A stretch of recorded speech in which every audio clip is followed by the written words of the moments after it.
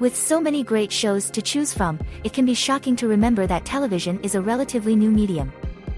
By the time the 1960s rolled around, though, television was finding its groove. As the Library of Congress notes, 9 in 10 Americans owned a TV set by 1960, a leap from the 9% who owned one the decade before. Television's skyrocketing popularity led to some of Hollywood's most enduring shows, from animated gems, The Flintstones, to beloved black comedies, The Addams Family, and cherished sitcoms, The Dick Van Dyke Show. The success of other endeavors, like the groundbreaking sci-fi series, Star Trek, and the espionage thriller, Mission: Impossible, led to franchises that continue to thrill audiences today.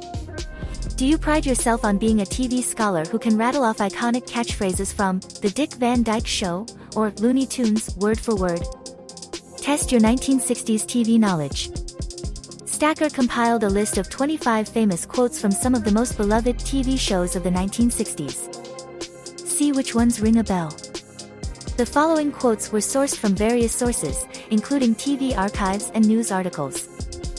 Think you know everything there is to know about 60s television? Read on to find out.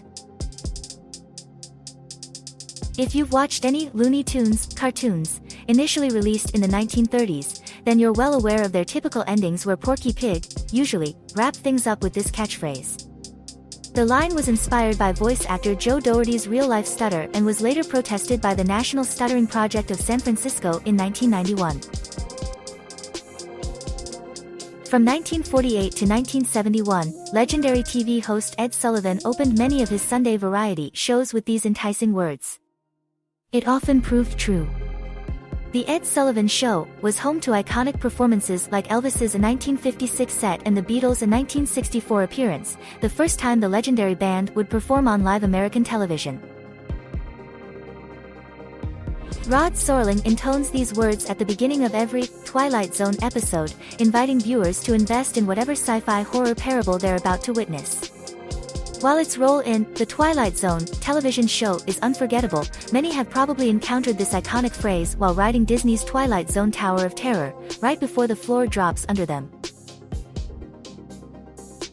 As the deputy sheriff of the fictionalized sleepy central town of Mayberry, North Carolina, on The Andy Griffith Show, Barney Fife, Don Knotts, took any sign of trouble seriously, insisting the characters must nip it in the bud. He often took things hilariously too far as a result, but his heart was in the right place.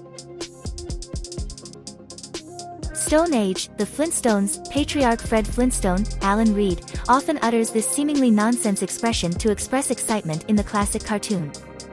The classic quote can be traced back to Reed, who reportedly drew inspiration from his mother, who used to quote a Brylcreem commercial, "A little dab will do ya."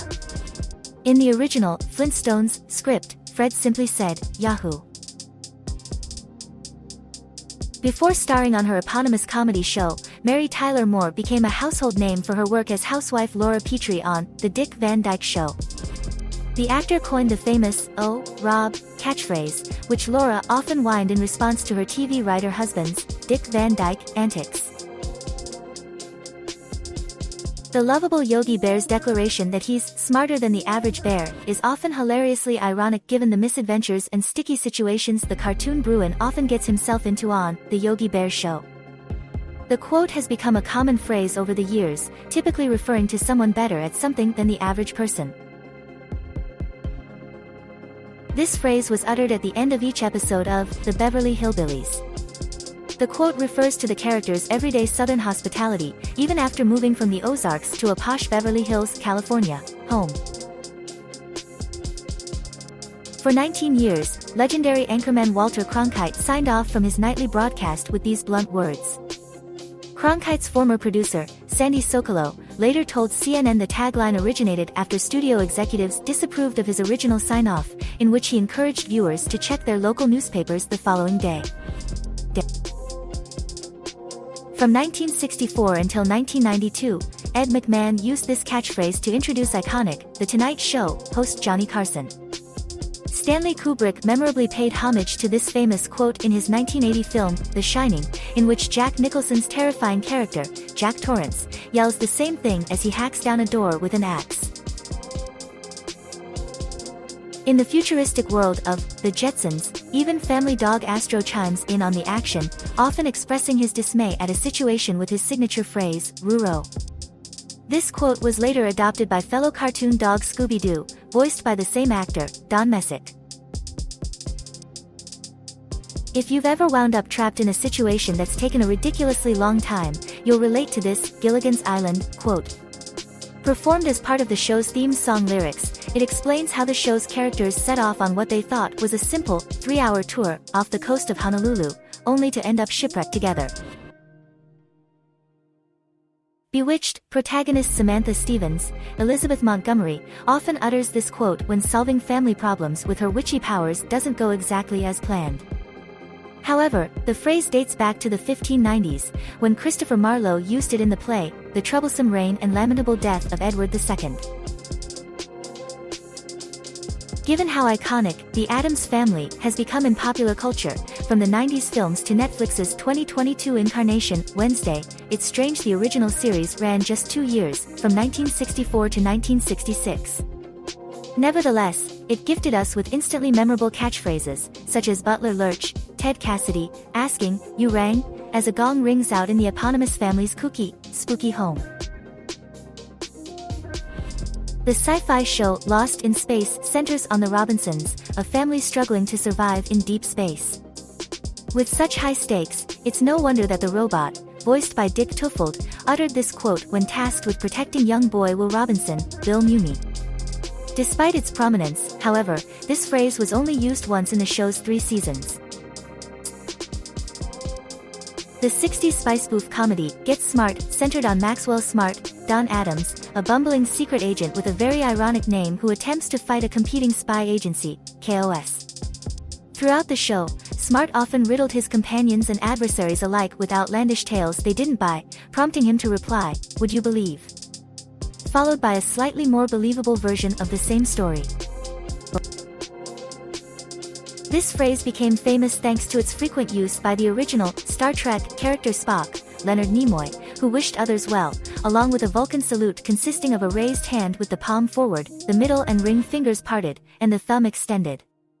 In his 1975 autobiography, I Am Not Spock, Nimoy wrote that he based it on the Jewish priestly blessing, a tribute to his Jewish heritage. Each episode of the original 1966 Mission Impossible series kicked off with a mysterious voice on a tape giving the team their impossible mission before announcing that the top-secret tape they had received would self-destruct seconds later. This phrase has been repeated several times in the Mission Impossible films, which feature Tom Cruise as Impossible Missions Force operative Ethan Hunt. Adam West's Batman often exclaimed this while chasing after Gotham baddies with his sidekick, Robin, Burt Ward, in the campy 1966 live-action Batman series. The line was later revived in 2014's The Lego Movie. The classic police procedural, Hawaii Five-0, often wrapped up with Detective Captain Steve McGarrett, Jack Lord, ordering his second-in-command, Danny Williams, James MacArthur, to book the criminals he caught. Booking refers to more mundane work, like getting the criminals' fingerprints, mug shots, and doing paperwork. German Sergeant Schultz, John Banner, often said these words during the 1965 comedy Hogan's Heroes. The series centers on several prisoners of war in Nazi Germany who often fooled Schultz and his fellow officers into doing their bidding. Hogan's Heroes aired for 6 seasons, becoming the longest run of a series about World War II on American television. Rowan and Martin's Laugh-In earned 7 Primetime Emmys over 6 seasons and the top spot on network programming in its first 3 seasons for its rapid-fire sketch comedy. One of the most memorable running one-liners was coined by cast member Judy Carn, who encouraged other stars to "sock it to me" before being soaked with water, taking a fall, or otherwise getting the short end of the stick in comedic bits. Fred Rogers poses this question in the eponymous opening song of his 1968 children's show, which highlighted the show's central thesis: extend kindness and care to others. The quote became the name for a 2018 Mr. Rogers documentary directed by Morgan Neville. If you've ever felt stuck in the shadow of an older sibling, you'll relate to this quote from Middle Brady Bunch sister Jan Brady, Eve Plum. In one episode, she exasperatedly repeats her seemingly perfect older sister's name, Marcia, Maureen McCormick, in frustration after the blame for family mishaps falls on her. Ever since Scooby-Doo, Where Are You? Premiered in 1969, the Scooby Gang has given pop culture no shortage of memorable quotes. This one is often uttered by laid-back amateur detective Shaggy, Casey Kasem, after the characters encounter a spooky mystery. Story editing by Karin Jao. Copy editing by Paris Close.